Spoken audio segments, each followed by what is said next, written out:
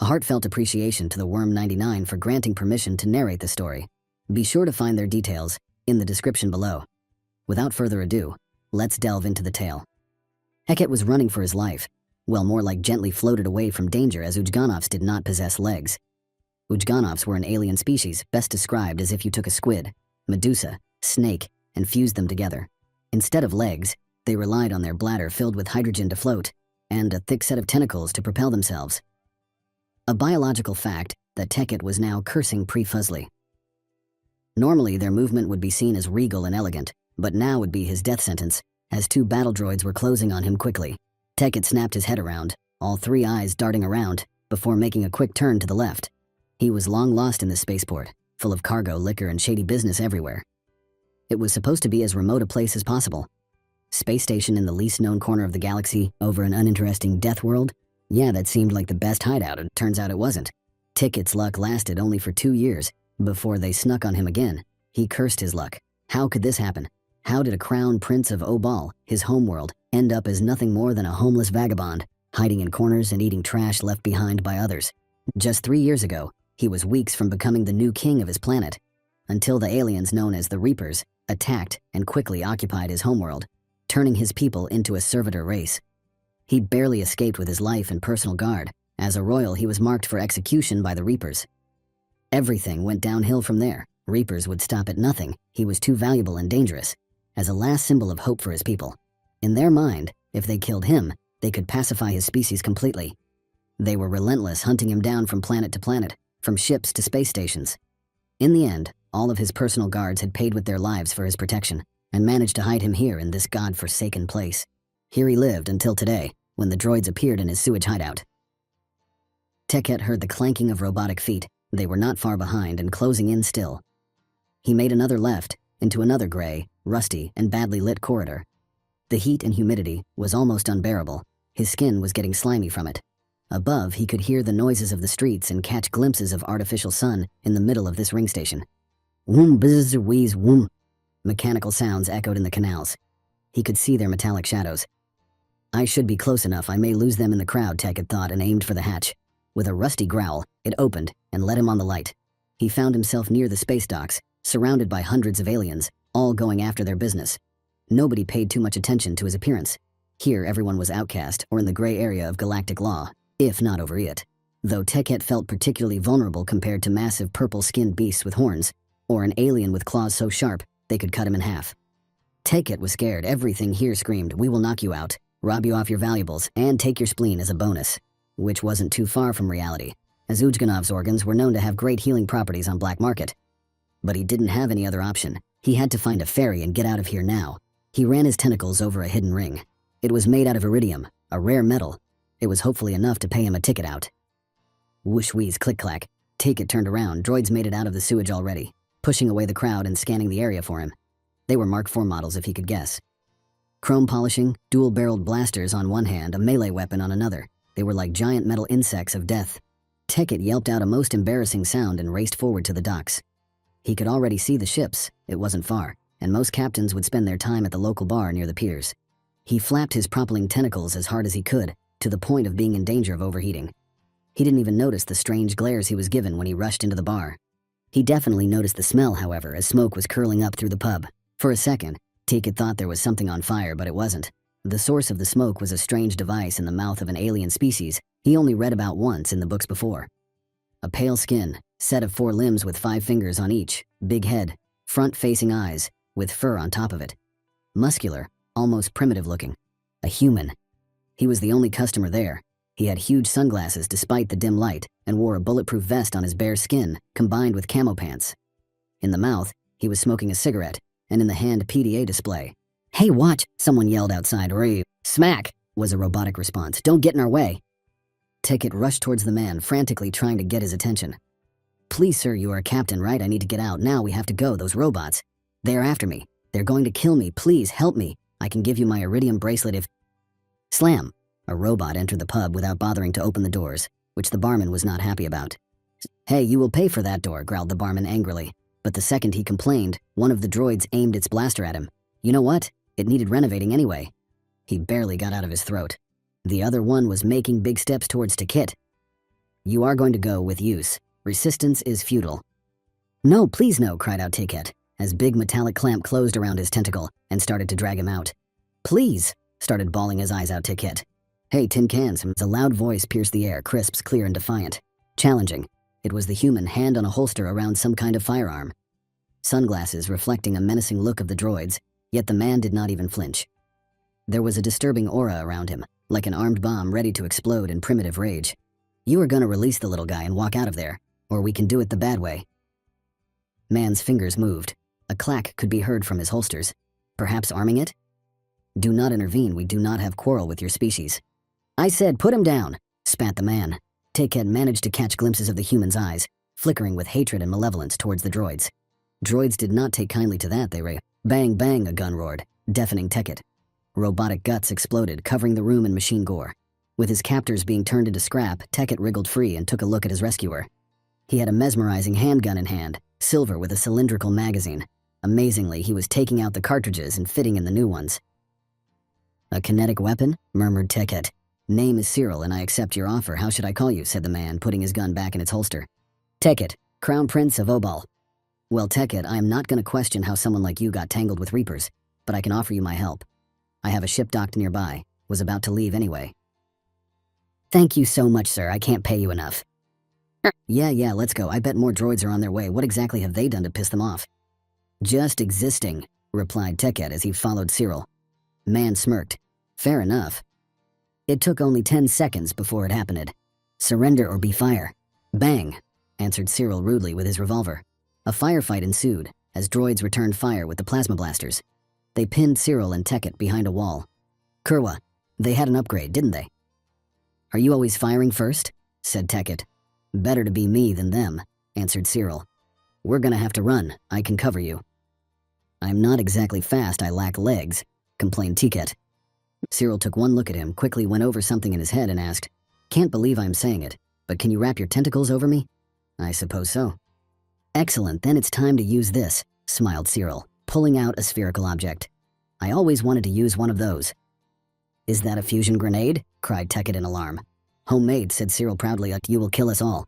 Not with the right calibration, laughed Cyril and tossed the grenade.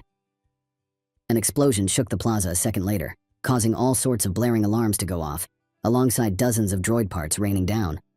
Ticket was still contemplating on what he just witnessed, when the human yanked him and sprinted out, dragging Ticket with him. Ticket was holding for dear life, as the man dodged and wove through the narrow streets, while plasm bolts were flashing by. Ticket had to suffer through deafening barking of the revolver when Cyril returned fear. Damn, the human was deceptively fast. Nothing like a good cardio in the morning, joked the man. This isn't a really good time for jokes. They are trying to kill us. Calm down, this is a piece of cake, replied the man. Ivan, prepare the ship for departure. We are coming in hot, said Cyril into his earpiece, which was built into the sunglasses Ticket noticed. Aye, Captain, you stole local alcohol again? Answered another human the call. Negative, but I have a different package, code 2. Cyril paused for a moment, just long enough to empty his revolver into a charging droid. And make more of those antimatter-laced bullets. Handy, aren't they? Very well, sir, I will tell Pavel to expect you at the front doors. Eek, yelped Ticket and ducked when a plasma bolt went too close for comfort and sent a bit of wall paneling into the air. Piece of which cracked Cyril's sunglasses. Son of a bitch, these are handmade, roared the man and pummeled the hammer on the revolver, unleashing its fury in a metallic melody at the robot. Note to self, don't touch his sunglasses, said Ticket to himself inwardly. Honestly, he was beginning to be as afraid of Cyril as of the Reapers. There was something about his sheer uncompromising brutality and carelessness, as if this fight was nothing more than an annoyance for him. Finally, they reached the gantries, where the most bizarre and unnerving sight awaited him. Ticket presumed this was Cyril's spaceship, however, it didn't seem like a spaceship. More as if someone rummaged through a scrapyard and assembled a starship according to a drawing of a 10-year-old. It had huge thrusters, probably from a fleet cruiser mounted into the hull of a corvette. To say the hull was ugly would be an understatement. It was bulky, lumpy, with no cohesion and hull plating as if made from scrap metal. He could not deny the weaponry, though. That thing was armed. Small, stubby wings at sides mounted comically large rocket pods, while from the nose right under the bubble canopy, the large triple-barreled blasters were sticking like an oversized antenna. Overall, that thing is going to fly itself apart and destroy half of the solar system in the process. Glorious, isn't it? Said Captain when he noticed Ticket's gaze. I named her Tatiana. Pew. Pew. Yes, very impressive. Can we talk about it when we're not under fire? Said Ticket so fast and mumbly that he could not be understood. A hatch opened at that moment in the side of the ship. At first, Ticket thought that there was a tank in a cargo bay. However, then he noticed it had rough proportions of a man. A big man in an even larger power armor, with a huge Gatling gun that started rotating. Say hello to Pavel. Brr!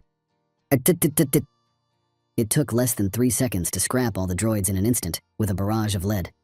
The huge man slowly walked towards them. Mask of the helmet opened to reveal his face, gleaming and smiling. Great morning, Cyril. Having fun, are we? And who is that? That's Ticket, the Crown Prince of Obel. A royalty? Chuckled the man. Get inside. Ticket didn't need to be encouraged twice.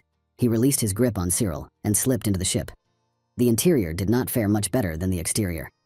Missing panels, exposed wiring, tubes, some posters with naked humans near the bunk beds. As a bonus, strong smell of alcohol and tobacco lingered in the air. Your air filtration must have malfunctioned. There is smoke inside, observed Ticket. We don't have any, replied the third human Ticket met today. He was a curious sight, for he had a mechanical hand and an artificial left eye. He was bold, but wore a tank driver cap to cover it. He was nowhere near as big as Pavel, but he was still double the size of Ticket. He too wore a bulletproof vest and camo uniform, but had a lot of engineering equipment strapped on him, including a small utility drone. I am Ivan, the engineer. Pavel is our heavy weapons expert, and Cyril is our captain. I think I noticed, replied Ticket. Captain, step forth. Ivan, how is it looking outside the dock? Several Reaper cruisers just entered the system and are closing in. Apparently they are fond of our friend. Audible gulp from Ticket stopped the conversation for a minute. Cyril smiled.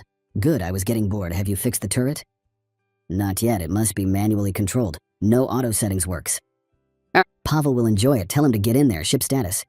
Reactors could use little maintenance, but we can go. Jump drive is calibrated. We should not end up in the atmosphere again, at least below 15% probability. Sounds good to me. Ticket. Follow me to the cockpit. Even, get ready at the reactors. Let's use those new injectors when the time is right. With pleasure, sir, said Ivan and wandered back to the engine room. Couple of stairs later, Ticket found himself strapped in the seat right next to Cyril, smashing the buttons. Literally, one got stuck and he had to use a hammer on the panels. To his shock, Ticket observed how he took a bottle and poured its contents into a shot glass. He could immediately smell alcohol. Do you really want to poison yourself before we have to fly? I fly better after a couple of shots, replied Cyril after he drank it. Can you please hand me something? It's a disc under the panel on the right, he asked him. Ticket obliged, and after a moment handed Cyril the strange device. What is it? He found out a second later when obnoxiously loud noises started to drum from the loudspeakers. Hardbass, the best music in the galaxy, said Cyril. That's not music, that's a weaponized sound. This must be some kind of a war crime, complained Ticket. No, country music is a war crime, and I stand by that. What? Cyril smirked. Hold on to your seat, inertial dampeners were not rated for the engines we have. It's going to be a little rough. Where did you get them? From a scrapyard. Who would throw away those perfectly working engines? Answered Cyril. A loud bang echoed throughout the ship. Almost perfectly working engines. Plasma pipe leaked again on it, notified Ivan through intercom. I am going to die, thought Ticket to himself, and it won't be by robots. He could sense the vibration of the hull as the ship slowly picked up speed, and its thrusters accelerated. Wait, have you requested a clearance? The blast doors are still closed. No time for that, replied Cyril. Divert all power to the frontal shields. Fire up the main blasters and brace for impact. What? Let's go. The maneuver was pretty impactful, but shields held, unlike the doors. One volley melted through them like a hot knife through butter, and Tatiana flew from the newly created entrance. Woohoo, baby. Woo, howled the crew. We are going to die. Ah, screamed Ticket instead. Engines roared. Ticket could swear he could feel the heat all the way to the cockpit. Music was loudly blasting from the speakers. Cyril was headbanging to it. The cockpit smelled of vodka, cigarette smoke, and fuel. Ship was screeching through space, a fast-moving ugly dot on enemy radar. Contacts, bearing 160. Ticket could see on the monitor camera that viewed the turret, currently occupied by an eager Pavel. Let them get closer, let them taste our lead. He couldn't determine what type of weapon the top turrets used, but soon realized as the multi-barreled weapons started spinning. One final smirk, before a positive tone announced a locked target. Hello, have fun, said Pavel and squeezed the trigger. The turret started blazing away, traces so close together, it almost looked like a continuous beam. The buzzing sound, it was even louder than the roar of the engines. It sounded like a giant buzzsaw let loose in a beehive. Quick glance at ship radar revealed 3 fighters pursuing them, were already gone. But to Ticket horror, more than 50 remained. They locked us, alarmed Cyril. Just as he said that, he yanked the ship and released the decoys. Ticket could see from the cockpit as several missiles flashed by and hit the decoys instead of them in a flash of subspace explosion collapse. They are using subspace ammunition, that's illegal. Good thing we have some of our own. What? Performing an attack run. Ticket was pinned into his seat by acceleration of the swift maneuver. Cyril turned off inertial dampeners, turned the ship around its axis, and now with stern traveling forward, he let loose with the ship's main batteries. Get some bitches, and with a locked tone released a swarm of his own missiles at the incoming horde. Ticket saw dozens of subspace flashes as machines exploded. Some fighters avoided the onslaught and went barreling down at them, which met with return fire from 2 main rotary cannons under the nose of the ship. Beam of lead cut the empty space and struck yet another fighter. Enemy finally got close enough and started their attack runs. Suddenly, Tatiana was pummeled by a volley of plasma fire. She didn't like that. The ship creaked and lashed through controls at Cyril. "Who, girl?" said Cyril gently and put the ship back in the correct orientation. "Finally, I thought you were gonna steal my fun," sounded Pavel from the intercom. "Would never dare to do that, besides I have more kills than you already." "Is that a challenge?" chuckled Pavel in return. "One who loses has to do 100 squats." "Deal," replied Pavel, letting loose with his guns. "I am trapped in ships with psychos," thought Ticket, burying himself deeper into the seat to hide from everything. "Missile! Bam!" The hull shook. Red alarm started blaring. "That's not good, Ivan. Power conduit coil is misaligned. Give me 3 minutes." Cyril frowned. "How far until the edge of gravity well?" "About 10 minutes at our current speed." "Ivan, you have 2 minutes." "Aye, Captain," replied Ivan and began hammering something with a wrench. "Bandits, 2 o'clock high," said Pavel. "Mine," replied Cyril, holding on the flying stick harder. Glancing fire wheezed past the window. One bolt hit the cockpit right in front of Ticket. He squawked like a little girl, making Cyril laugh out loud. "Don't worry, shields will stop the plasma. It's the kinetic missiles we have to worry." Kaboom. It was the kinetic missiles they were to worry about. It has hit the chin of the ship, right under the cockpit. Floor shook, and the energy of the impact made them jump upwards. Ticket was fine, but Cyril hit his head on the metal panel above and got knocked over. "Oh no, Cyril, wake up!" He released the flight stick. The ship was now flying a straight line. Nobody was piloting it. "Captain, what happened?" "Cyril got hit in the head. He is unconscious." "Bly it," cursed Ivan. "I am busy with the coil." "I would love to jump behind the stick, but there are an awful lot of fighters to deal with," said Pavel, joining the conversation from the turret. "It's up to you, little guy. Make us proud. If we survive this, we will drink to your honor." "But I never flew a ship." "Well, you have to. Communication went offline." "Frick, just great fuck," cursed Ticket. Without anyone piloting the ship, the hull was getting hit by plasma bolts one after another. Occasionally, there was an explosion of a fighter that Pavel downed, barreling down past the cockpit. Screen showed that shields have dropped to 30%, and each shot took another 5% down. "You can do this. You can do this." Ticket wrapped his tentacle over the flight stick. "I can't do this. I can't." What happened next was purely coincidental. Ticket was so nervous that his skin produced sticky mucus his species created when felt threatened, in effect gluing him to the stick. He discovered that fact when he tried to pull away from it, and moved the whole ship. Oh no! Ticket was wrestling with his tentacle while the ship threw itself frantically around like a squirrel on crack. It was certainly effective, as enemy pilots now couldn't target the ship accurately at all. "Cyril, wake up, Cyril!" screamed Ticket. "I will have the borscht, please," murmured Cyril, a small streak of red blood running across his forehead. Finally, Ticket was able to unglue his tentacle from the stick, managing to hit Cyril with it, like if it was a large spring. "I am awake," announced the captain. "Fixed." He heard the voice of Ivan. "Cruisers jumped to intersect us, injecting antimatter directly into thrusters." "What?" "Engage the nitro protocol," said the captain almost without blinking. Ticket was bewildered.